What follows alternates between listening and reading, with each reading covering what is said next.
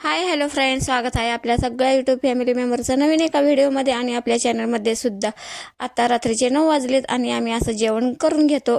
जेवणामध्ये आज वांगा बटाट्याची भाजी बनवली होती, तसेच माहेरवरून आलेली द्राक्षेसुद्धा तोंडी लावायला घेतली होती. आपल्या शेतातली मेथीची भाजी आणि ओला कांद्याची पातसुद्धा आहे. आणि उद्यापासून मग म्हटलं उन्हाळ्याचे पदार्थ बनवायला सुरुवात करूया, म्हणून हा शेतातून आज बटाटा आणला होता. तो लगेच पाण्यामध्ये टाकून घेतला, पण याला ना खूप माती लागलेली होती. मग म्हटलं सुरुवातीला हा स्वच्छ धुवून घेऊया बटाटा, म्हणून मी इथे सगळी त्याची माती काढून घेत आहे. आणि हा बटाटा स्वच्छ करून घेऊन त्याचं नंतर साल काढून घेते. इथं साल काढून घेतल्यानंतर हा बटाटा खिसायला घेणार आहे, कारण उद्या वेपर्स करायचे असले तर आज संध्याकाळीच ते वेपर्स बनवून ठेवायला लागतात पाण्यात टाकून.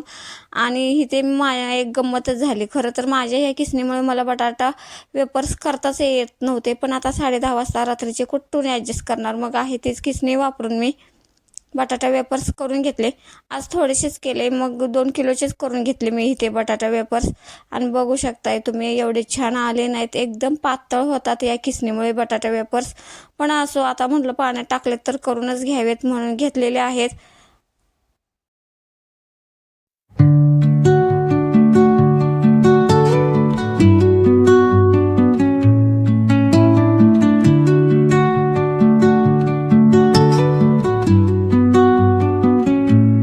अशा पद्धतीनं मी सगळे वेपर्स बनवून घेते.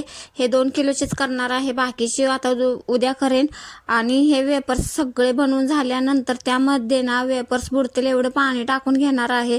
आणि कसं होतंय, पाणी बटाट्यामध्ये स्टार्च जास्त असल्यामुळे ना पाणी भरपूर टाकावं लागतं, नसेल तर वेपर्स आपले काळे पडतात. म्हणून मी इथे सगळे तयार करून झाल्यानंतर त्यामध्ये भरपूर पाणी ओतून घेतलेलं आहे. आणि त्यामध्ये तुरटीचा खडासुद्धा ना बुडवून घेतला आहे. आणि दुसऱ्या दिवशी सकाळी बघा आपले असे पांढरे शुभ्र वेपर्स दिसतात.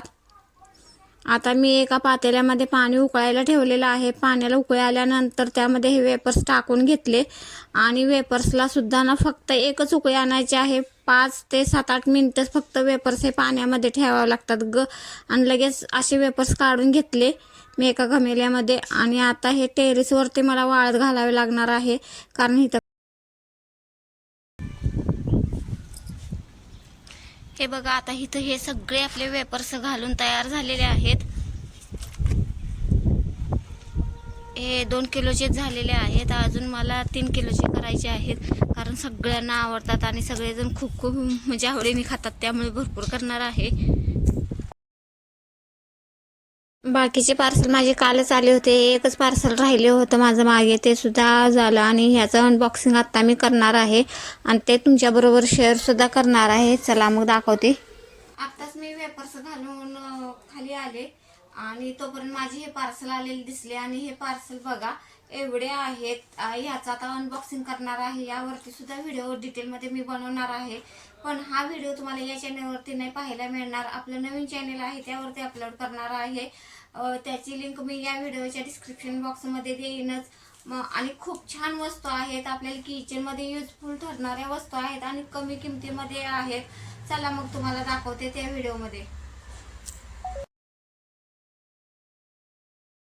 आता आपले हे सगळे वेपर्स ना सुकलेले आहेत, चांगले वाळलेले आहेत. आणि आता बघा हे सगळे मी गोळा करून घेते. कसं होतंय, विकतचं मिळतात, लेज असतात ते, आणि वेपर्स सुद्धा मिळतात, पण ही टेस्ट ना त्याला नाही येत. हे सगळ्यांना वेपर्स आमच्या घरी सुद्धा सगळ्यांना आवडतात, आम्हाला सुद्धा आवडतात.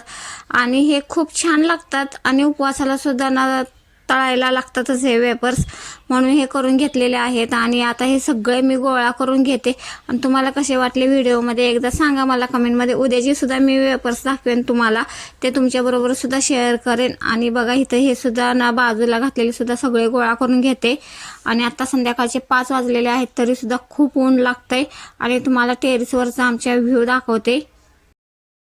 ॲक्च्युली टेरेसवरचा सगळा व्ह्यू दिसणारा मी व्हिडिओ केला होता, पण ते काय माहीत काय झालं, हे फोटोज कसे आले. आणि हा सगळा आमचा टेरेसवरून दिसणारा व्ह्यू आहे. कसा वाटतो एकदा कमेंटमध्ये सांगा. आणि हा व्हिडिओ इथंच एंड करते. पुन्हा भेटू नेक्स्ट व्हिडिओमध्ये. तोपर्यंत बाय बाय.